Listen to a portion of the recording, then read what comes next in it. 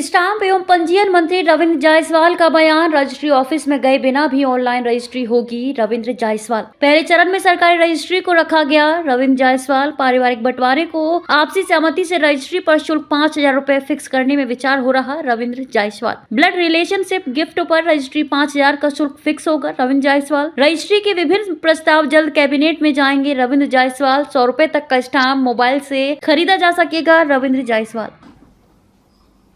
अब ऑनलाइन की रजिस्ट्री की प्रक्रिया शुरू कर दी गई।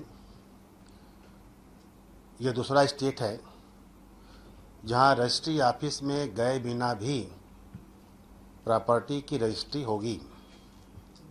फर्स्ट फेज में हम लोगों ने जारी कर दिया जियो, लेकिन फर्स्ट फेज में रखा गया केवल सरकारी प्रॉपर्टी को, जैसे एलडीए है, वीडीए है, आवास विकास है, पीडब्ल्यूडी है, नोएडा है। जो सरकारी प्रॉपर्टी बिक रही है उनके लिए जाना पड़ता था रजिस्ट्री ऑफिस में।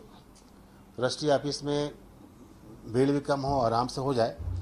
तो अब सरकारी दफ्तर के अंदर भी जो विक्रेता संस्थाएं हैं वो अपने ऑफिस में ही बुला करके प्रॉपर्टी वो बेचती है। तो वो प्रॉपर्टी बेचने के लिए प्राधिकरणों से या सरकारी संस्थाओं से किसी अधिकारी को करते थे अधिकृत, वह जाते थे रजिस्ट्री ऑफिस में। अब उत्तर प्रदेश के अंदर यह लोग सीधे ऑनलाइन अपने ऑफिस से ही ऑनलाइन रजिस्ट्री कर देंगे। यह एक नया नवाचार ये यूपी में शुरू किया गया है। एलडीए वाले ही डायरेक्ट कर देंगे। हाँ, कोर्ट जाने की जरूरत नहीं। रजिस्ट्री ऑफिस ये है उत्तर प्रदेश में। महाराष्ट्र के बाद सेकेंड स्टेट है जहां ऑनलाइन रजिस्ट्री शुरू की गई है। स्टाम्प शुल्क में भी आज कुछ कटौती करी गई है आपके? एक अध्ययन हो रहा है कि पारिवारिक जो 3-4 पुस्तों के पारिवारिक बंटवारा नहीं हुए हैं, उस पारिवारिक बंटवारे को अगर हम करते हैं तो उस पर जाना पड़ता है हमको तहसील में, कुटुंब का रजिस्टर बनाना पड़ता है कि फोर फादर हमारे ये थे, बाबा हमारे दादाजी ये थे, दादा के इतने बच्चे थे, उनके इतने बच्चे हुए, अभी तक आपस में बंटवारा नहीं हुआ था। तो हमारे पास 3 ऑप्शन था। ऑप्शन 1 था कि वो जाते हैं तहसील के अंदर, कुटुंब का रजिस्टर बनाते हैं कि बाबा का नाम ये, बाबा इतने भाई, उस बाबा के इतने इतने लड़के हुए, फिर उनके इतने लड़के हुए, तो काफ़ी टाइम लगता था। ऑप्शन बी क्या होता है कि तहसील कर जाते हैं सिविल कोर्ट के अंदर, वो मुकदमा करते हैं अपने परिवार के ऊपर कि मेरा इसमें हिस्सा था, हमारे बाबा का हिस्सा था, मेरे पिताजी का हिस्सा था। तो सिविल कोर्ट में भी काफ़ी टाइम लगता था। ऑप्शन सी होता था कि वह सब लोग, पूरे परिवार के लोग जिनका उसमें अंश है, वह सब इकट्ठा होकर के रजिस्ट्री विभाग में आ जाते हैं। और रजिस्ट्री विभाग में कि हम सब ने क्या यह अंश था, हमने तय किया है, मेरे आपसी सहमति को रजिस्टर कर दिया जाए। तो यहाँ पर सर्किल लेट का जो है उसमें केवल 30% छूट होता था। माना कि किसी का भवन का रेट 1 करोड़ रुपया है, तो शहर के अंदर अगर 7 लाख रुपये स्टाम्प बनता था, 30% छूट थी, तो काफ़ी संख्या में फिर भी स्टाम्प पेकन होता। माननीय मुख्यमंत्री, माननीय प्रधानमंत्री जी का प्रयास है कि जनता को सहूलियत हो, सरलता हो, घर में परिवार में अच्छे वातावरण हो, मर मुकदमे के दौड़ कम हो जाएं। ऐसा कुछ करने के लिए उनका निर्देश हुआ है, जिसमें हम चिंतन कर रहे हैं कि क्यों ना हम लोग इसको फिक्स अमाउंट कर दिया जाए 5,000 रुपये। माना कि 1 करोड़ प्रॉपर्टी है और 7 लाख रुपये की स्टाम्प लगता था। 7 लाख में 2,10,000 की छूट थी, 4,90,000 रुपये स्टाम्प पे करना पड़ता था। हम सब विचार कर रहे हैं उसको केवल 5,000 में कर दिया जाए, ऐसा विचार कर रहे हैं।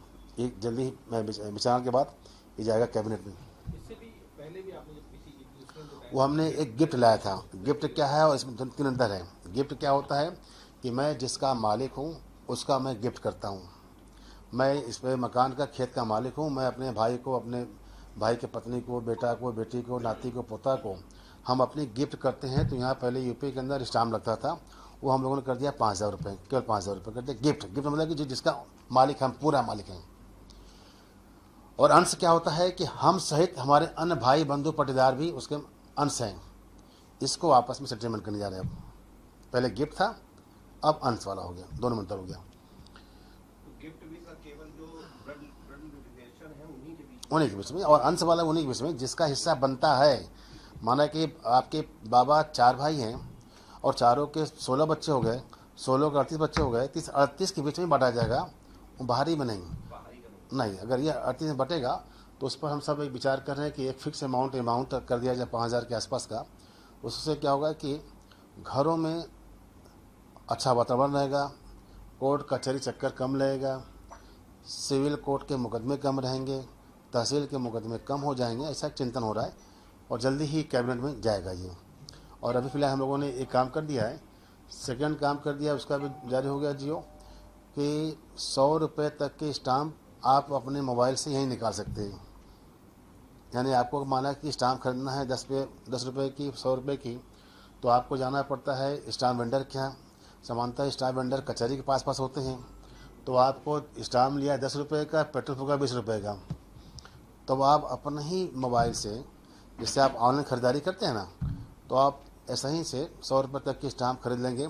स्टाम्प लेने वाले का नाम, पर्पस क्या है डाला, 10 रुपया उसको पेमेंट किया, तो स्टाम्प होल्डिंग आपके पर तुरंत 10 रुपये की स्टाम्प जो आपने लिखा था वह उसको लिख करके आपके मोबाइल भेज देगा। आप इसका प्रिंट निकाल लीजिए, अब आपको वेंडर के जाने की ज़रूरत नहीं पड़ेगी। पायरेसी नहीं बढ़ेगी, मतलब आपको लगता नहीं कुछ फेक या एडिट करके कुछ ऐसा इसके नहीं, ये जो हम लोग इतना वो कर रहे हैं कि सिक्योरिटी प्लानिंग करके रखा गया है कि चारों तरफ उस पर रहेगा, पर्पस है, किसका नाम से लिया गया है, यह रहा है, उस पर बार कोड लगाया गया है, तो आप अपने बार कोड से देखेंगे कि किसके नाम पर जारी किया गया है।